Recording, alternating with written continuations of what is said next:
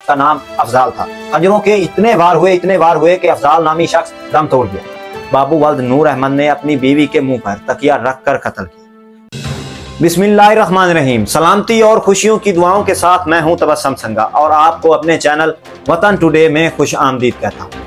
आसिफ अली जरदारी ने सदर पाकिस्तान का हलफ उठा लिया है। ऐवान सदर में मुनक्किद होने वाली तकरीब हलफ बरदारी में चीफ जस्टिस पाकिस्तान जस्टिस काजी फाइज ने आसिफ अली जरदारी से सदर ममलकत के ओहदे का हलफ लिया। वजीर आजम शहबाज शरीफ, साबिक वजीर आजम नवाज शरीफ, स्पीकर कौमी असम्बली अयाज सादिक, बिलावल भुट्टो, बख्तावर भुट्टो, आसिफा भुट्टो भी तकरीब में शरीक हुई।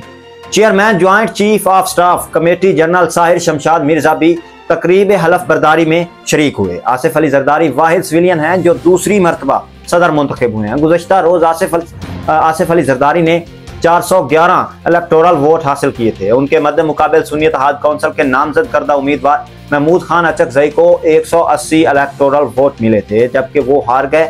महमूद खान अचकजई हार गए और सदर आसिफ अली जरदारी जीत गए और सदर ममलकत मुंतखब हो गए। पाकिस्तान के दूसरी मरतबा उन्होंने तारीख रकम कर दी। उसके बाद आपको मजीद खबरों से आगाह करें। नौ मुंतखब वज़ीर आला मरियम नवाज शरीफ जो कि पंजाब की वज़ीर आला हैं, उन्होंने कहा है कि पंजाब के लोगों ने वज़ीर आला की सीट पर धी रानी को बिठा दिया है। उन्होंने खुद को धी रानी कहा है। अलहमरा हाल लाहौर में पंजाब कल्चर डे की तकरीब में खिताब करते हुए मरियम नवाज ने कहा कि अंदर और बाहर से ठेठ पंजाबन हूँ। जब मैं परेशानी में थी तो मियाँ मोहम्मद बख्श की शायरी ने बहुत मदद की। मरियम नवाज ने कहा कि अफसोस है आज पंजाबी अपनी ज़बान फ़ख्र से नहीं बोलते, लेकिन एक दिन आएगा जब हम फ़ख्र से अपनी पंजाबी को मजबूत करेंगे, अपनी पंजाबी को फ़ख्र से बोलेंगे।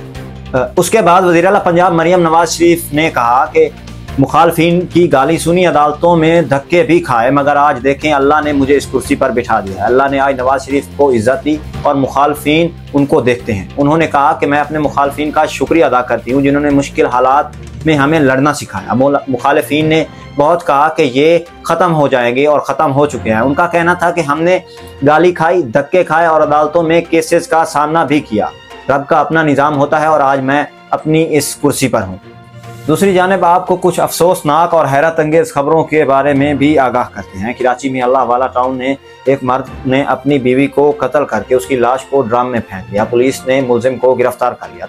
तफसीलात के मुताबिक कराची के इलाका अल्लाह वाला टाउन में बीवी की लाश ड्रम में फेंक कर फरार होने वाले मुलजिम को पुलिस की गश्ती टीम ने फरार होते हुए गिरफ्तार कर लिया। पुलिस के मुताबिक मुलजिम बाबू वल्द नूर अहमद ने अपनी बीवी के मुंह पर तकिया रख कर कत्ल किया। मुलजिम चंसीर गोट का रिहायशी है।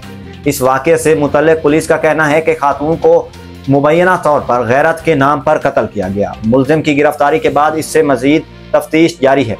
दूसरी जानिब new Karachi industrial area police ने मुबैना मुकाबले के बाद कामरान नामी डाकू को गिरफ्तार करके असलहा, नकदी, मोबाइल फ़ोन और मोटरसाइकिल बरामद कर। उसके बाद एक और अफसोसनाक खबर।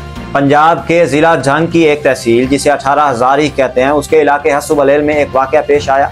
यहाँ संग मेला के दौरान कुछ नौजवान उधर इकट्ठे थे तो नौजवानों ने मिलकर खंजर से एक नौजवान पर वार किए जिसका नाम अफजाल था। खंजरों के इतने वार हुए कि अफजाल नामी शख्स दम तोड़ गया।